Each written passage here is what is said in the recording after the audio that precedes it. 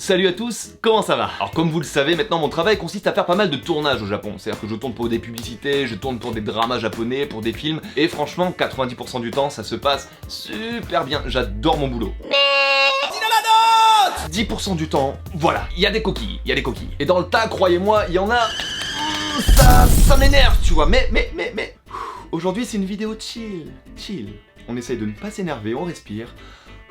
Tout va très bien se passer. Sur ce, vous connaissez l'adage, on ne va pas perdre plus de temps, c'est parti.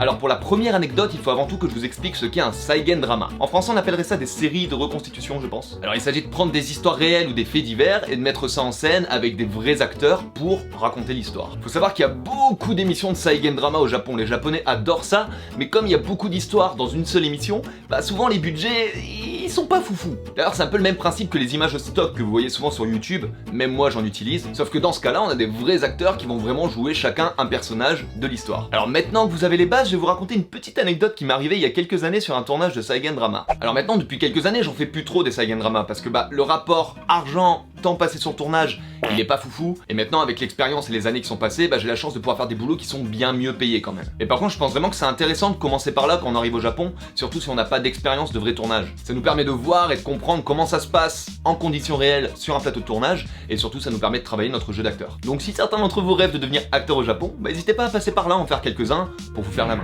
Alors pour en revenir à mon anecdote, ça s'est passé il y a quelques années en arrière, et j'avais été casté sur un Saigen drama en tant que premier rôle. Alors certes c'est pas foufou, ça reste un Saigen drama, mais je me rappelle à l'époque, j'étais assez fier de moi quand même, j'étais content. J'avais reçu mon script à l'avance avec plusieurs pages que j'avais appris par cœur, il y avait une vingtaine d'acteurs, c'était un plutôt beau projet, l'histoire était vraiment cool, et moi je me rappelle j'étais vraiment archi chaud pour le faire quoi. Du coup j'arrive le jour J, le jour du tournage, je vais direct dans les loges, et là...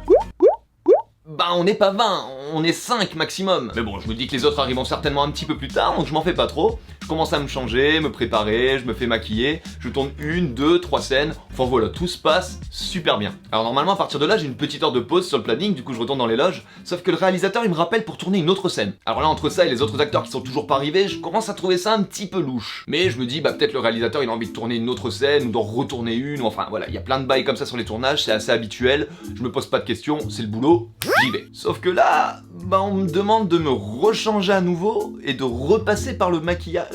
Ah non, à ce moment-là, ça commence à puer cette histoire. Et une fois arrivé sur le plateau, je commence à comprendre un peu ce qui se passe. Parce que le script qu'on me donne à ce moment-là, c'est celui d'un autre personnage. Et là, je pense que voilà, vous avez compris la couille. Du coup, ce qui s'est passé, c'est que l'équipe, cette bande de radins, pour économiser sur l'épisode, ils ont casté 5 personnes au lieu de 20. Et les 5 vont jouer les 20 personnages. Et pour que vous compreniez bien, moi ce jour-là, j'ai joué le voleur, le flic qui arrête le voleur, le gars qui interroge le voleur, et le pire, c'est que c'est des personnages qui interagissent entre eux. Non mais c'est n'importe quoi. D'ailleurs, je me rappelle quand c'est passé à la télé, mais c'était super drôle parce que ils avaient essayé de me grimer. Ils avaient essayé un petit peu de me grimer. Ils m'avaient mis une moustache quand je jouais l'inspecteur, etc. Mais quand tu regardes bien, on voit que c'est moi. J'ai joué tous les personnages. Enfin bon, au final, le tournage s'était super bien passé, c'était assez drôle, un petit peu what the fuck, on en convient, mais voilà, j'en ai quand même plutôt un bon souvenir. On commence tout doucement, vous inquiétez pas, on se rôde un petit peu, parce que croyez-moi, les prochaines anecdotes, comment dire, elles croustillent. Alors celle-ci elle date un petit peu parce que si je me souviens bien c'était un de mes premiers tournages au Japon. J'avais décroché un plutôt gros rôle pour une publicité pour de la bière japonaise. Alors on va pas dire de nom ici mais bon, ça commence par un A, ça finit par un I...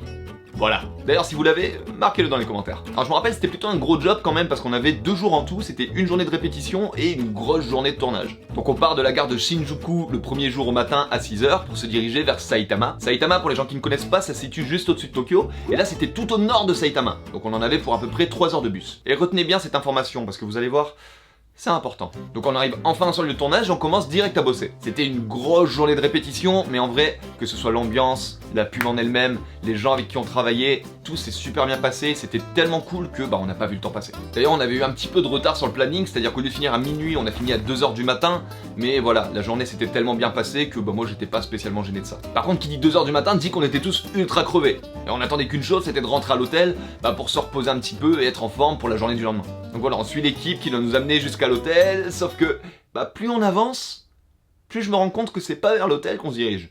C'est vers le bus. À ce moment-là, voilà, je me dis c'est peut-être le bus qui va nous amener à l'hôtel, je me pose pas trop de questions, je monte dedans. Sauf qu'à ce moment-là, Dans un éclair de lucidité, je me retourne pour demander au manager où se trouve l'hôtel. Et là, sans la moindre pression, il me répond: ah mais non, non, non, non, non, là, on retourne à Tokyo. What? Attends. Si on rentre à Tokyo maintenant, 3 heures de bus, ça nous fait arriver à 5 heures. Du coup, demain on a rendez-vous à quelle heure? Et là encore une fois, dans un calme mais limite malaisant, il me répond: 7 heures, gare de Shinjuku. What? Attends. T'es en train de m'expliquer que là on va prendre le bus pendant 3 heures pour arriver à Tokyo à 5 heures du matin et reprendre le même bus à 5 heures pour revenir au point où on est actuellement? Si quelqu'un comprend la logique de ce truc, s'il vous plaît, expliquez-moi. Parce que moi là, je ne comprends pas. Alors là j'ai essayé de lutter un petit peu, je lui ai dit: non mais mec, attends, on va pas faire 3 heures de bus pour attendre 2 heures à Tokyo et reprendre le même bus en sens inverse, c'est stupide. À la limite je m'achète moi-même le billet d'hôtel, mais s'il te plaît laisse-moi rester sur place. Sauf que apparemment ils étaient garants de nous, ils avaient pas le droit de nous laisser sur place et blablabla et blablabla. Mais putain, on n'est pas des gosses! Ah, ça m'a cassé les couilles! Enfin bon, finalement on est retourné sur Tokyo, j'ai dû attendre pendant 2 heures dans un café et heureusement que les cafés sont ouverts 24 heures sur 24, hors Covid bien sûr. Et on a repris le bus 2 heures plus tard pour retourner sur le même endroit, enfin bon, vous avez compris l'histoire. Sauf que forcément on n'avait pas dormi et moi j'étais crevé de ouf. Mais bon, le tournage en lui-même s'est plutôt bien passé, la pub était vraiment cool, on s'est quand même éclaté au final. Mais ce bus là, ça m'a cassé les...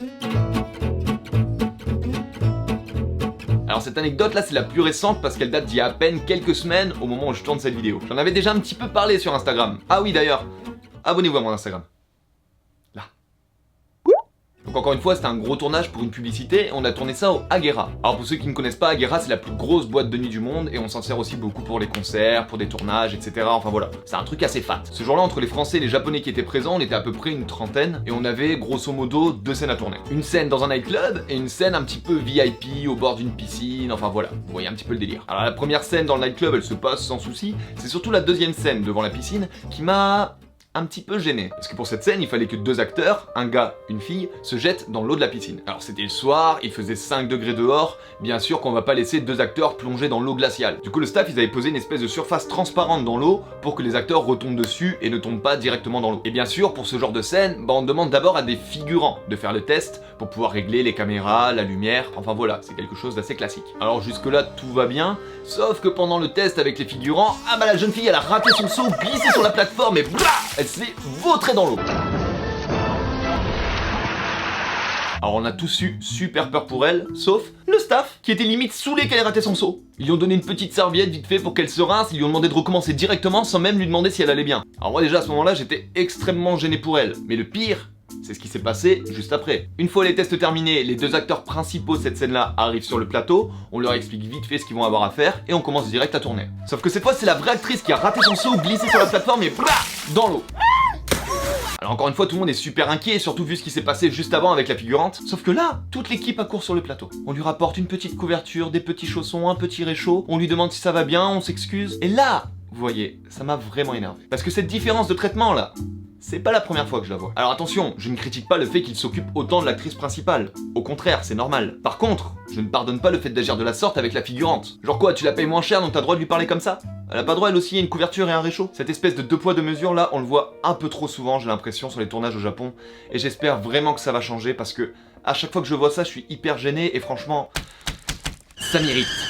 Et pour finir cette anecdote, parce que ce jour-là, mais vraiment, y a rien qui allait. Franchement, y a rien qui allait. En finissant le shooting, j'ai discuté un peu avec les autres actrices, et elles aussi, elles étaient pas mal chafouins. Mais pas pour la même raison. En gros, ce jour-là, on nous avait demandé de nous-mêmes nous coiffer, nous maquiller, chose qui arrive parfois sur les tournages, c'est assez classique, encore une fois. Sauf que dans le cas des filles, la direction avait choisi qu'elles devaient avoir toutes le même rouge à lèvres, et ils les ont donc forcées à en mettre, sauf que il y avait un stick pour 15 filles. What? En temps de Corona! Vous êtes sérieux? Ah oui non mais ce shooting là, j'étais pas mal chafouin. Alors je suis désolé, hein, vous avez pas l'habitude de me voir un peu énervé comme ça, mais dites-vous bien que là je vous parle de cas exceptionnels. La plupart des tournages se passent extrêmement bien, toutes les équipes ne sont pas comme ça. D'ailleurs quand c'est pas les équipes, le problème, c'est les acteurs.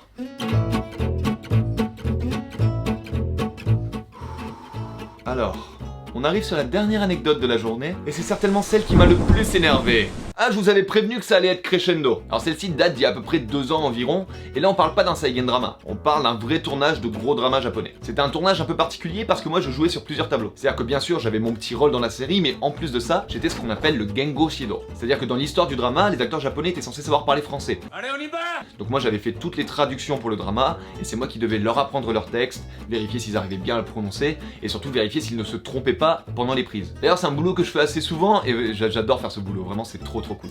Donc là, ce dont je vais vous parler, c'était une scène en particulier, c'était sur 2 jours de tournage, et on était à peu près une vingtaine de personnes entre les acteurs et les figurants. A savoir d'ailleurs que cette scène-là, on l'avait tournée dans les cuisines de l'ambassade française de Tokyo, donc c'était assez cool. Alors on commence notre journée de travail, tout se passe plutôt bien dans un premier temps, sauf que le tournage prend un petit peu de retard sur le planning. Et ça c'est pas très grave, encore une fois c'est quelque chose qui arrive assez souvent sur les tournages, on est habitué, enfin voilà, ça fait partie du travail en soi. Sauf que voilà, ce jour-là il y avait un petit groupe de figurants là, ils étaient pas du même avis. Le tournage ayant pris un petit peu de retard, certains ont perdu patience, et dans le calme le plus total, ils ont commencé tranquille à se servir dans les cuisines. Allez vas-y que je te pique des fruits par-ci, je mange un petit peu ce qu'il y a dans le frigo, je débloque un cadenas pour prendre du chocolat dans une armoire hors de prix. Mais wesh les gars, vous êtes pas chez vous bordel. Il y en a un d'ailleurs, lui je m'en rappellerai toute ma vie je pense, parce qu'il prenait tout ce qu'il y avait devant lui pour se le fourrer dans la bouche. Mais quand je vous dis tout, le mec il prenait du persil, de la salade, il buvait de l'huile d'olive à la bouteille. Mais mec, c'est quoi ton projet? Oh non mais le mec tranquille, il se faisait une petite salade César dans la bouche. Mais putain, on est où là? Alors moi et quelques autres acteurs, on était assez choqués de voir ça, et on a essayé gentiment de les calmer et de leur dire les mecs ça se fait pas putain, ça se fait pas. Mais même s'ils s'arrêtaient dans un premier temps, dès que le staff avait le dos tourné, ça recommençait, ils étaient incontrôlables. Et là vous voyez déjà, c'est assez énervant. Mais le pire, c'est ce qui s'est passé à la fin du tournage. Alors comme je vous l'ai dit, on avait pris un petit peu de retard, mais là il restait quoi, genre 30 minutes? Sauf que, à ce moment précis, la réalisatrice arrive sur le plateau, et il y a un gars derrière qui, sans pression, lui balance « Ah, omae sa, itsu waru nda yo kora, hayaku karite nda kedo. » Mais what? Ah là j'ai fait une descente d'organes. Alors à ce moment-là, la réalisatrice, elle était tellement plongée, elle était tellement occupée dans son truc que elle l'a pas entendu, heureusement. Sauf que tout le staff autour, bah eux ils ont bien entendu. Donc moi j'ai dû aller m'excuser à tout le monde et essayer de calmer ce trou de cul. Stop it. Get some help. Parce que le souci là, c'est que si lui il a envie de faire le connard, moi je m'en fous. Mais sur un plateau comme ça, ce que va retenir l'équipe, c'est pas la tête des 5 gars qui ont foutu le bordel toute la journée. Tout le monde va être mis dans le même panier, et c'est l'image de tous les acteurs et de l'agence en elle-même qui va être entachée. Et ça par contre, ben c'est pas pardonnable. Enfin bon, le tournage s'est enfin terminé, je suis retourné voir un petit peu toute l'équipe pour m'excuser de tout ce qui s'était passé pendant la journée. Et résultat des courses le deuxième jour, bah on était plus que 5. La réalisatrice avait viré 3/4 des acteurs. Ce qui est encore une fois totalement compréhensible. Alors encore une fois, là vous me voyez un petit peu vénère, mais voilà, je vous parle vraiment de cas exceptionnels. J'adore mon travail, je changerai ça pour rien au monde. Là c'est vraiment voilà, les quelques anecdotes qui m'ont... Vous m'avez compris. Sur ce, on arrive à la fin de cette vidéo. Des anecdotes comme celle-là, j'en ai encore quelques-unes en stock, donc si jamais la vidéo vous a plu et que vous voulez un épisode 2, ben écrivez-moi ça en commentaire. Je compte sur vous pour le pouce en l'air, l'abonnement, le partage, vous savez quoi faire, et nous on se retrouve la semaine prochaine pour une nouvelle vidéo. C'était Mitsu.